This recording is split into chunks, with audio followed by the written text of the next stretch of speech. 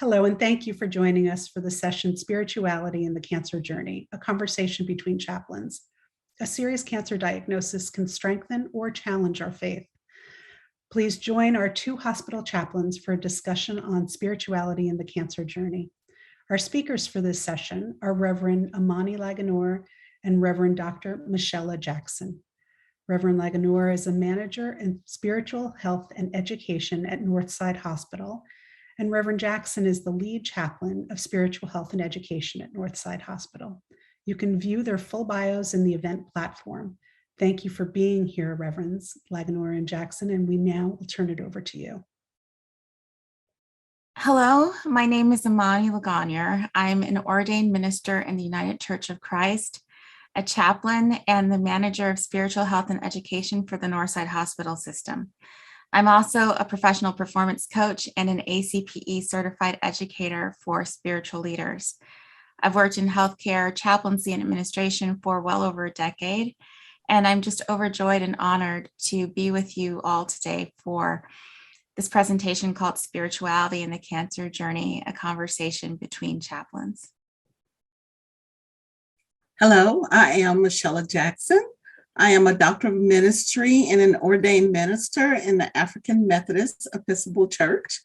I'm the lead chaplain at Northside Hospital, Atlanta, the president-elect of Georgia Society for Healthcare Chaplaincy, and I have worked in healthcare chaplaincy for more than a decade. My current area of specialization is oncology. When we were asked to offer a presentation about spirituality for this year's conference, we realized that the topic of spirituality is simply too vast to capture in a PowerPoint or in a didactic speech. So instead, we will invite you into a conversation about spirituality between us. It's our hope that through this shared experience, the centrality of relationship, compassion, communion with the divine, hope, and resources for navigating the highs and lows of spirituality during the cancer journey will shine through. Yes, well, when faith meets reality, it's life-changing. My patients and care seekers have taught me this, and so much more as they have allowed me to accompany them through some of the most challenging and triumphant moments of their lives. My role as a chaplain is to help people to make meaning in the midst of suffering. I'm not there to provide answers, cliches, or platitudes. I'm there to listen and be with the patient's own experience, supporting them as they traverse the unknown. So, Reverend Dr. Jackson, do you mind if I call you Michelle? You can. Okay. Michelle, you talk about the nuances of the cancer journey in terms of the uniqueness of distinct parts of the process, including new diagnosis, treatment, reckoning with time, faith, healing, future planning, and what we'll call end beginnings. Would you be willing to share your impressions of the function of spirituality and spiritual care during each stage? I'd like to begin with the new diagnosis. What would you say about spirituality for patients who are just experiencing a new cancer diagnosis, and gynecological cancers, ovarian cancer in particular? Well, first, let me say that through the course of my sharing, I may refer to patient cases, but no specific identifying information will be used. That's in order to protect patient identity and privacy. If we refer to patients using names, there are pseudonyms. So with new diagnosis, oftentimes there is an atmosphere of hope that things will go as the doctor has predicted and the treatment will go as planned. Typically, patients have not faced the full impact of what they may need to endure in order to survive their cancer, or they may not have even prepared themselves for the cancer prognosis if it's poor. Most people simply plan to beat cancer and have not yet entered into the existential crisis. They have not begun to have courageous conversation with themselves, of their loved ones, about the probable impact of cancer on every aspect of their lives. They may not even realize that there may be likely relational, financial, occupational, physical, mental, emotional, spiritual, or other impacts of cancer on their lives. There might be just a shadow of fear at that time, and some patients are even terrified, especially if the patient has not experienced cancer before. They often lean into hope and positive anticipation more fully than anything else. Thank you. You've described treatment as where the rubber meets the road and reality comes in for your patient. So they're moving from that new diagnosis phase. I'm ready to go at this. I'm going to beat this cancer. This isn't going to get the best of me. What is it like for patients spiritually to struggle in the midst of that treatment phase? You said that sometimes they'll hear voices in the middle of the night that feel pretty discouraging, and they may have a tough time holding on to hope, that they're experiencing fatigue on every level. Are there any tips or insights that you have for patients who are in that treatment phase of their cancer journey? Yeah, as patients progress to treatment, I see the struggle between hope and despair. This is really where faith meets reality. Patients may be in a state of trying to figure out what their cancer means. Many patients of faith ask, where is God? Or where is the higher power? Whatever they may name it or call it. In this experience, they may ask why they have cancer. They're often experiencing pain and difficulty balancing the normal daily responsibilities with the new needs and challenges of their own bodies. Some try to lean in on their faith tradition to find meaning. Others study themselves by being very realistic about what is happening in their body and naming the good, the bad, and the ugly about how they feel about it. In ovarian cancer, the experience of grief, loss, and struggle are layered. If a woman is of childbearing age, for example, she may face fear about losing her ability to have biological children. If a patient is if she already has cancer, she may fear not being able to care for her children or to live long enough or with enough health to raise them. Financial worries may intensify, fear of loss of beauty, femininity, vitality, sense of self, sense of agency, and other life roles may become significant. Women diagnosed with ovarian cancer may experience what we call anticipatory grief. They may worry about their relationship with their partner, a spouse. They may have certain expectations for future family formation. Any pre-existing rifts in partner or spousal relationship. Now, this is in my experience. These relationships or these things are likely to expand. While why becomes the question. Why becomes a huge spiritual question in the midst of the loss. If why goes unanswered, hopelessness and a sense of being spiritually lost or untethered can creep in. And this is where faith becomes very, very important.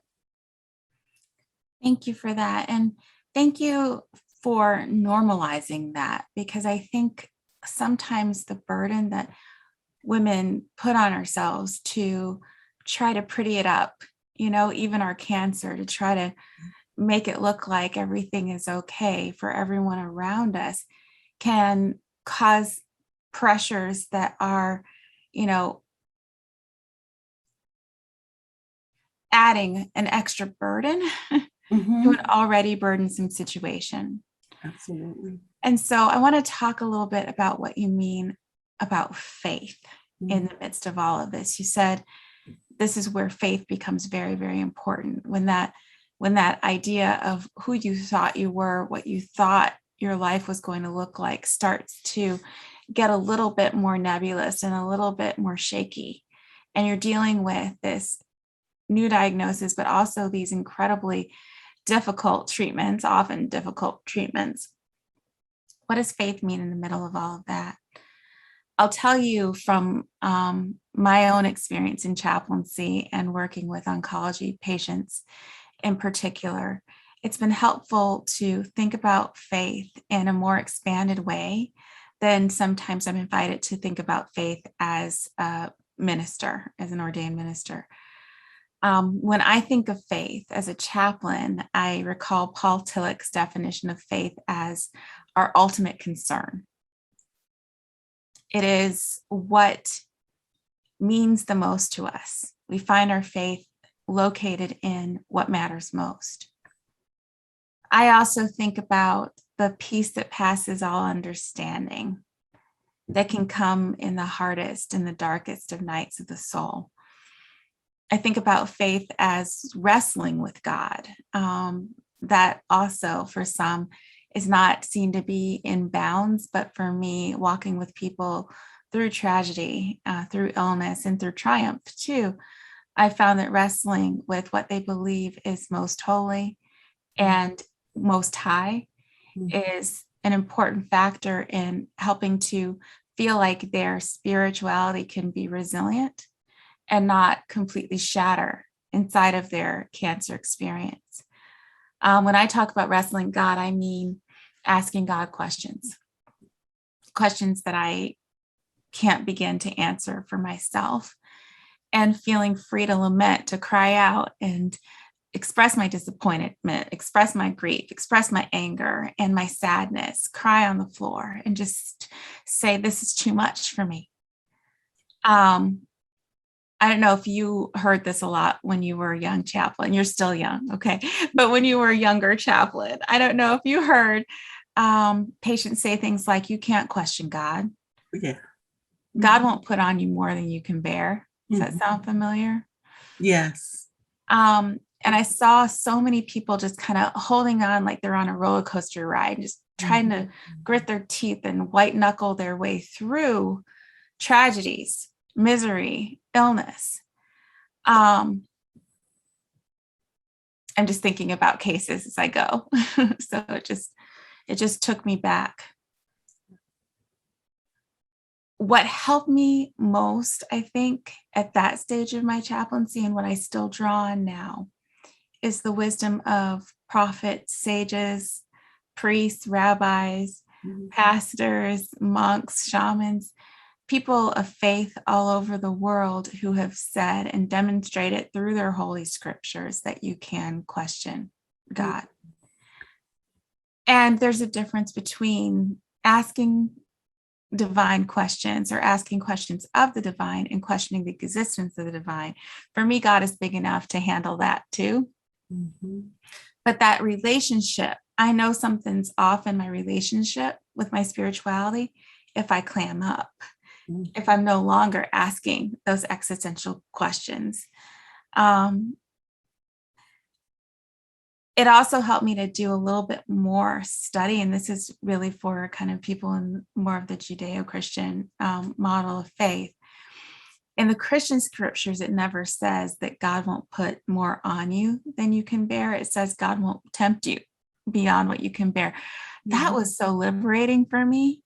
And it's been liberating for patients who are like, wait a minute, you mean that it's okay to feel this bad about my cancer? It's okay to feel like I might not be the victorious one, or I might not be able to smile through it today.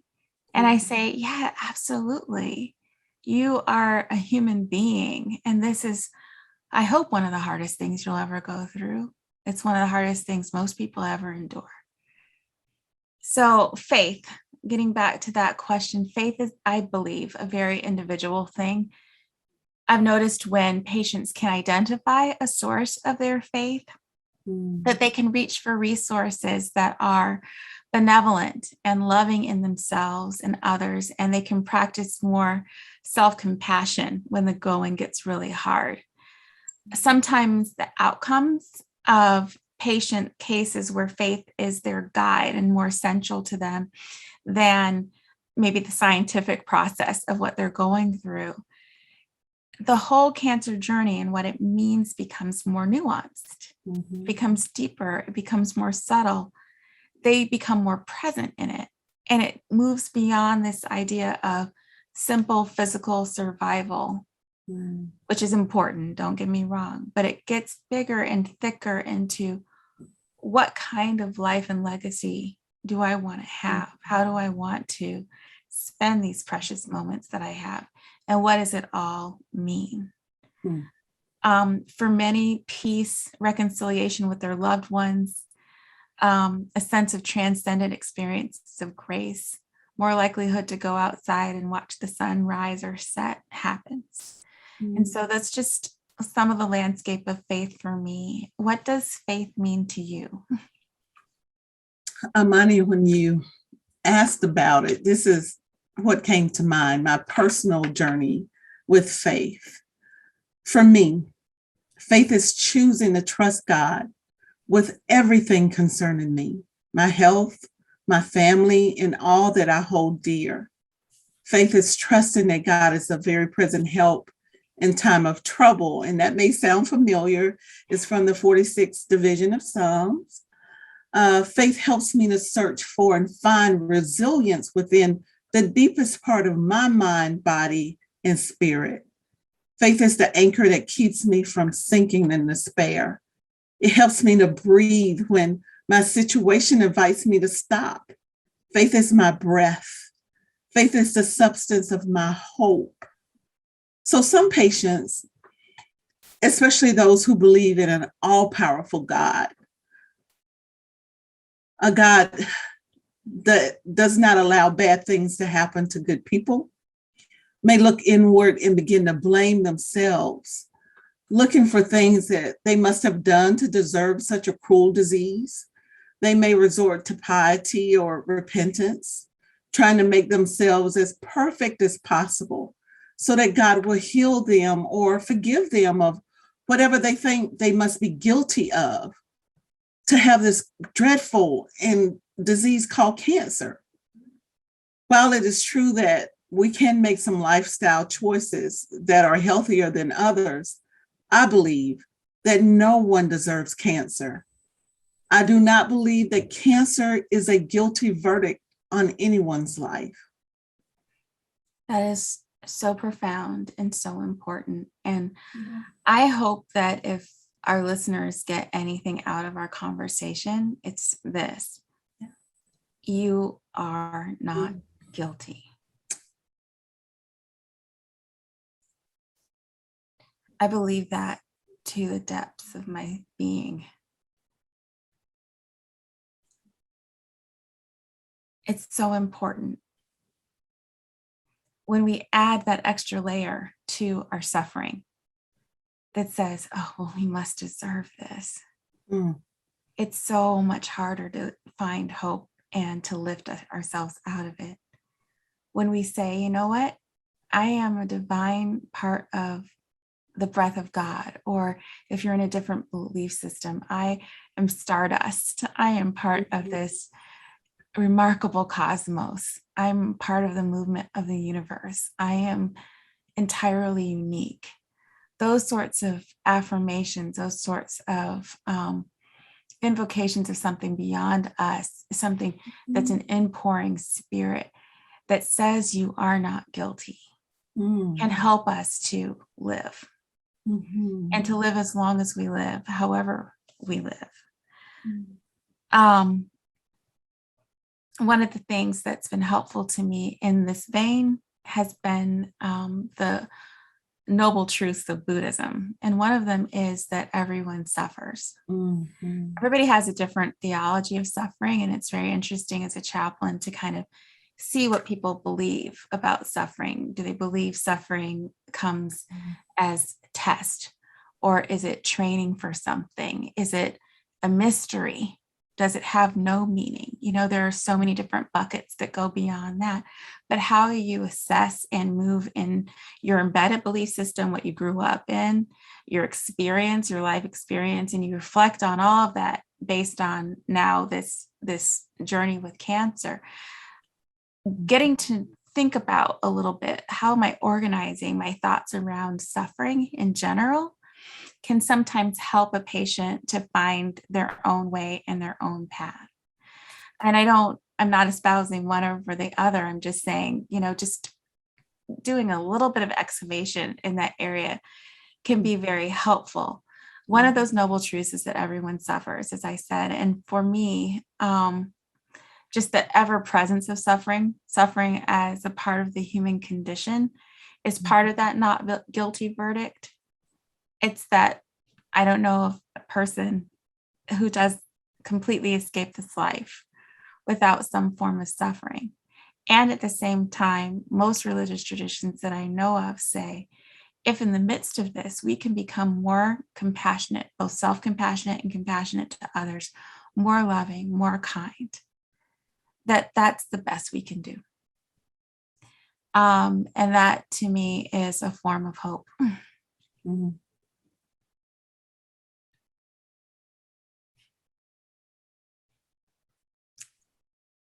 So, Michelle, can we talk a little bit about time, the role of spirituality and how people view time in their cancer journey?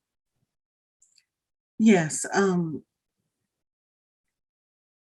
I'm just thinking about within the past couple of weeks, much of my conversation with my patients is about time in their treatment journey. And spirituality plays a large role in how people view time. I think so too. For example, just to unpack that a little bit, if a patient believes in an afterlife, their spiritual and their practical priorities tend to be very different than if they don't. Mm-hmm. If they don't believe in an afterlife, I've seen over the course of my career, patients tend towards thinking about what they're leaving behind, what the state of their relationships is, reconciling with anyone that they may not have seen for a long time or may have had a rift with that needs to be healed. They think about legacy. How will they be remembered? Is the earth left a better place because they lived? And they may think about their responsibilities and delegating their really important responsibilities to other trusted people so that they can have peace, that they've finished their work, that they have been responsible for everything that they needed to be responsible for. And then they can just let go, either let go if they're at the end of life, if that's what we're talking about, or be relieved of all those different kinds of worry so that they can concentrate on their healing process. Some who do believe in an afterlife get really busy with spiritual refinement practices. They may pray more, they may meditate more, they may try to free their soul of worldly attachments and get ready to re-enter the wheel of reincarnation or get right with God, if that's their spirituality, and try to, do things that feel grounding in spiritual practice, like reading sacred texts and like spending time in their faith communities. So how people think about their spiritual suffering and their ontology of time has a whole lot to do with how they navigate the challenges of their cancer journey and how they prioritize their time, particularly if their diagnosis is potentially fatal.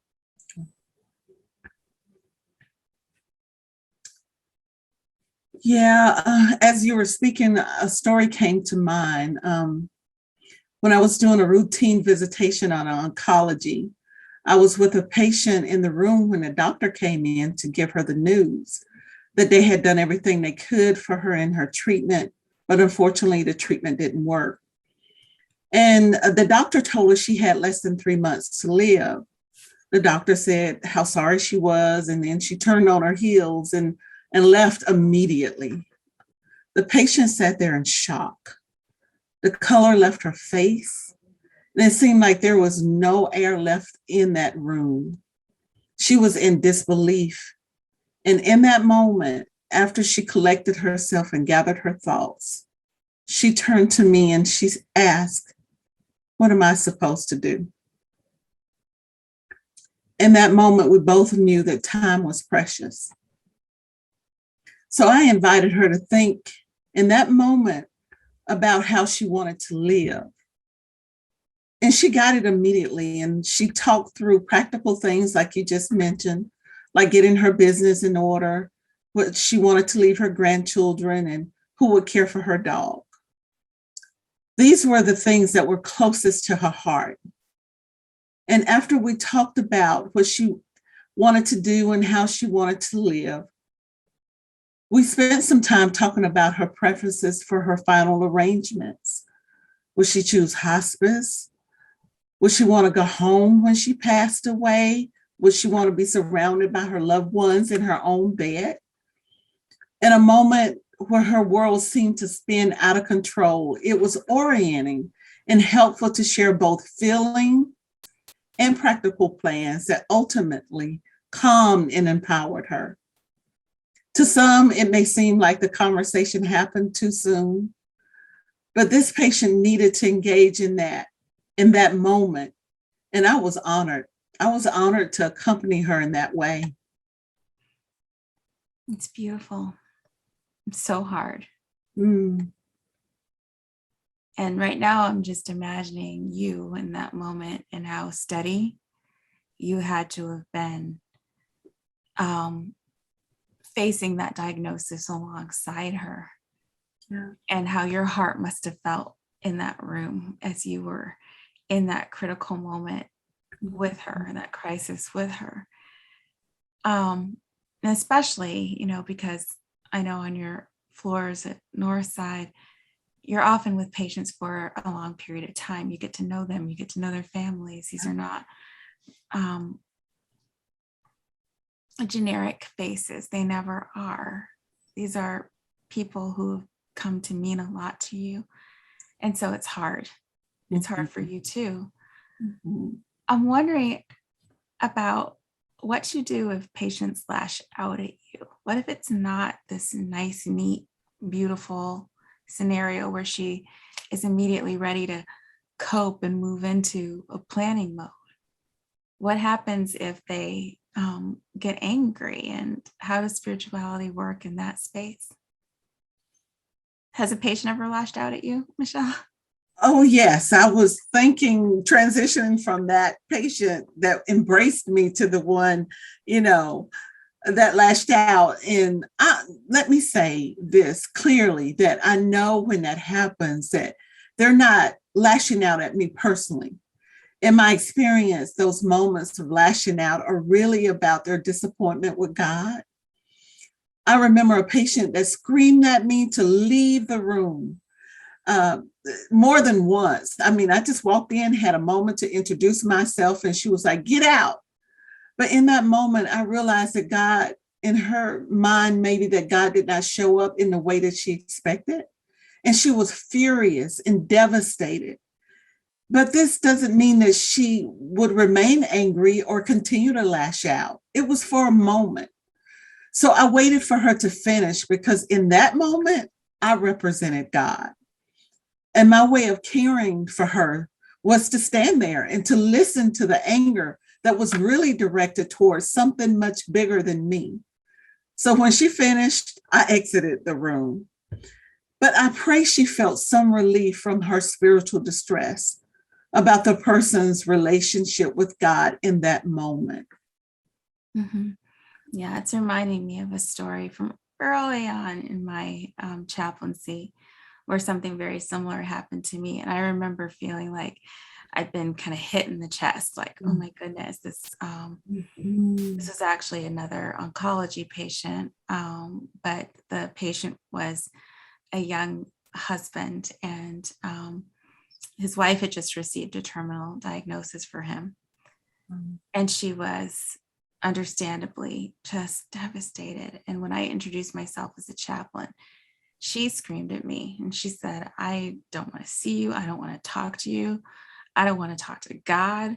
I don't think this is fair. And she just went off on me. But I could tell she didn't want me to leave. She wanted me to stay, just kind of like your scenario, so that she could fuss at me. If I had turned around and walked away while she was saying get out, she wouldn't have been able to actually release what she needed to release and say. Right. And once she got done, she just started to sob. Mm-hmm. And I think I was 24. I think I just started to cry too, because that was what was real in that moment. And she said, I don't know what to do. I don't know what to feel. I've never felt anything like this before. And all I could say is, I'm here. Because I'm not God. But I could hope with her. I could hope with her in that moment. So, what do you do if a person doesn't seem to have a relationship with God or a spirituality that you really connect with and understand? I know as chaplains, we serve people of all faiths or no professed faith, but what do you do in those situations where the patient is just saying, no, that's not my spirituality? And what do you recommend for patients like that?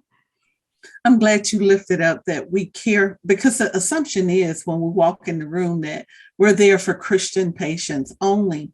And I have made some good friendships from the fact that I'm like, oh, it's okay if you're not Christian. I go in with that sometimes because people have a preconceived notion about who we are and who we serve. So thank you for lifting that up, that we're here to serve all people. It doesn't matter, what religion you are. So I realize that different people connect with spirituality in different ways, maybe through nature, poetry, beauty, anything they consider beauty to be, community, relationship, anything that allows them to breathe and gather strength for the next step of the journey. If a person does not have a relationship with God, they usually have something that help them remember they are loved, or that they bring, or something that brings them hope and peace, something that connects to the idea of faith as what matters most, is what you previously stated. Right. So, yeah. And I've noticed also that healing is a buzzword in the hospital, buzzword in the church, synagogue, mosque, buzzword in religious life. And healing itself means very, very different things to different people. I recently wrote a chapter called The Healing Welcomer as a paradigm for spiritual care in a book called Postcolonial Images of Spiritual Care by Emmanuel Lartey and Helena Moon. And in it, I talk about the nuance and subtlety of what it means to heal, what is healing in my perception, and what it means to welcome your healing. In order to set this up, I have to say that the healing that we wish for is usually physical as human beings. Often the first idea of what people think of when they think of healing is physical healing. But as a spiritual care responder, it occurred to me fairly early on that everyone that Jesus healed died. And Michelle, I remember once going to do a little talk for a group of, in that case, it was a group of Methodist ministers. And I got up there and I said, did y'all know that everyone that Jesus healed died? Wow. And it was like, I had just said Christmas will never exist and neither will any of the other holidays ever again. Like they were crestfallen, their faces just like, they were just like, what in the world? Who is this person and what is she talking about? But then we all took a collective breath and thought about it. And we would know who they are if these people were still alive, right? We would know if somebody had figured out the recipe for immortality in that way. And so for me, that was a pathway to really investigating a deeper sense of what faith is and what it means when healing, in the conception of healing, is physical. might not be the order of the day or might not be attainable. If everyone that Jesus healed died, then what was the point, right? And what does welcoming healing mean when physical healing is elusive? That's why, for me, faith had to expand in its definition. It had to include things like life purpose, include things like being able to be loving to someone that day, includes things like even being able to forgive yourself so that you can be at peace, includes that not guilty verdict. And for me, healing welcomers are people who can contend with the reality that all people are prone to illness, weakness, vulnerability, strife, inequality,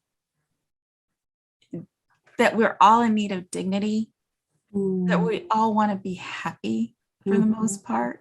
Even if being unhappy or grumpy kind of makes us happy, it's paradoxical, but we all want to be happy, right? We all need food, shelter, clothing, connection, freedom, healthcare, safety.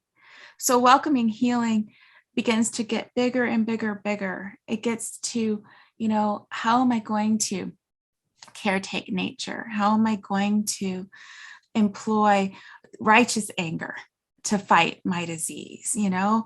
How am I going to grapple with these sorts of paradoxes where I recognize that my body might be in pain, but my spirit can be at peace?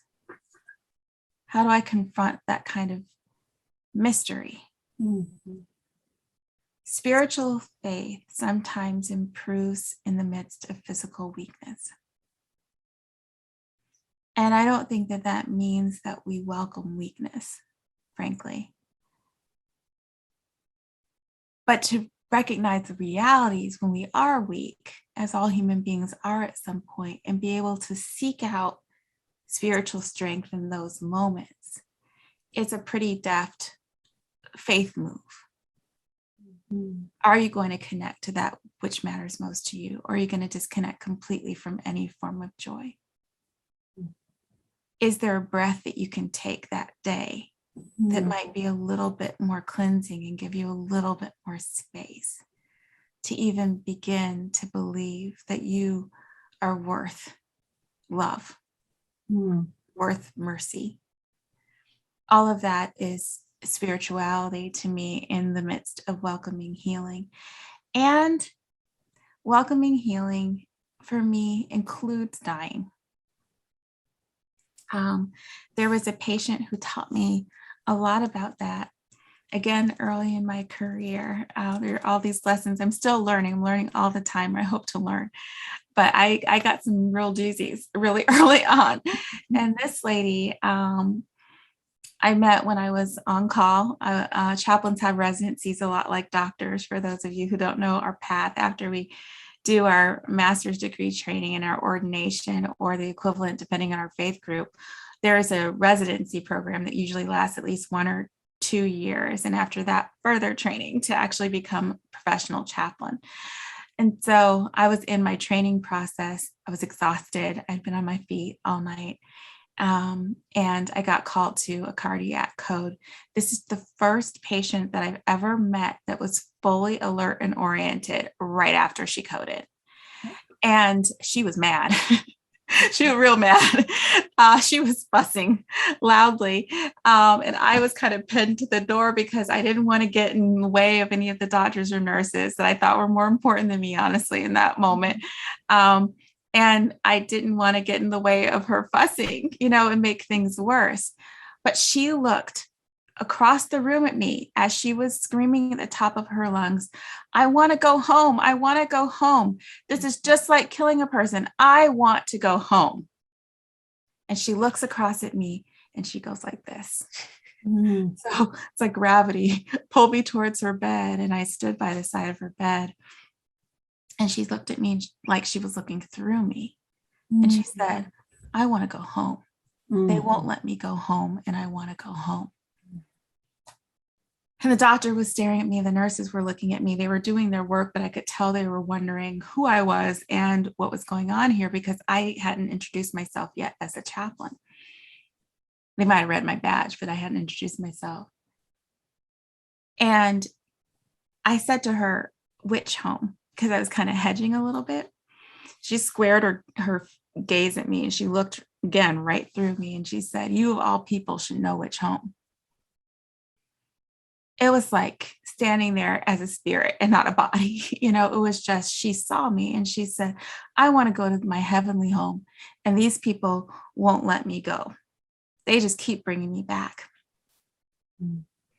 The doctor at that point came in and he said, and I'm changing her name. Okay, this is a pseudonym. Say her name is Miss Jones. He said, Miss Jones, it's my job not to let you go. Mm. She ignored him. She didn't quite ignore him. She glared at him first and then she ignored him. And she looked back at me and she started giving me messages for her adult children. So I wanted to, at that point as her chaplain, respect and affirm her desire to die, because I knew that's what she was saying. And I could feel the tension in the room between our Western medical model where death somehow is seen as failure. Mm-hmm. And what my spirit knew, which is that this woman was actively in the, birthing process of dying. She was actively trying and she was being pulled back from something that felt like it needed to happen in the natural course of her existence. At the same time, I've got this other thing, which is my own spirituality working in the room and trying to figure out how to be most useful to her. And so trying to, employ calming practices and pray for her and pray for myself at the same time. I just heard the Holy Spirit, or what I call the Holy Spirit, say to me, just slow down with her. Mm-hmm. And I asked a question. I said, what would it be like to deliver these messages yourself? Since you're back, since they brought you back, what would it be like? And she looked at me kind of like this. And she looked kind of like this. I mean, she was a little bit annoyed at first, but she considered it. She didn't answer at that point. She just considered it. So we sang. And thank God that didn't kill her. And I mean, that is a terrible chaplain joke, but I really can't sing. We sang, we prayed, we laughed, we came back to it. And she said, all right, I'm not going to die tonight. You can go to bed. This is like 4 a.m. And she didn't code again that night. She didn't pass away that night. Against doctor's orders, she passed away 3 days later. And she ate well. She taught her children and spent time with them.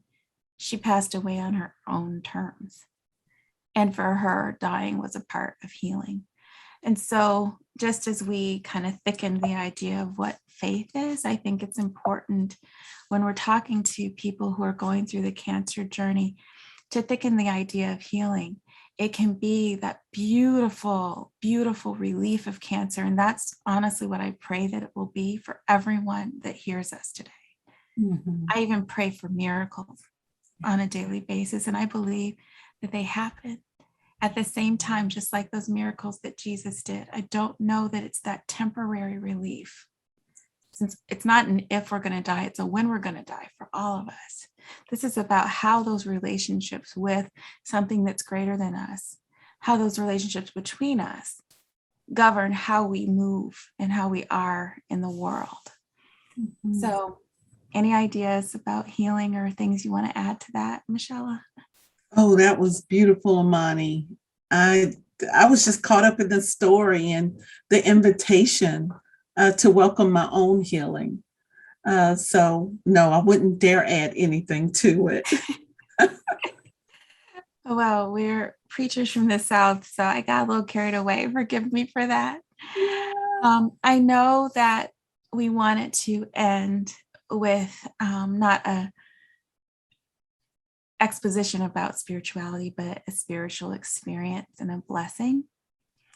So I'd like to read a poem that comes from my own perspective, my own tradition, that came out of my prayer practice just a couple of weeks ago, but that I think might have come for the people who are listening to this conversation today. Mm-hmm. At the very beginning of our talk today, we said, we would talk about something called end beginnings at the end. Dr. Naomi Remen wrote extensively about the concept of end beginning, saying that, all of existence for her is a circle, and in every ending, there's a beginning. In every beginning, there's an ending. In the beginning of the cancer journey, there's an ending of life as we knew it before. But that doesn't mean that life ends.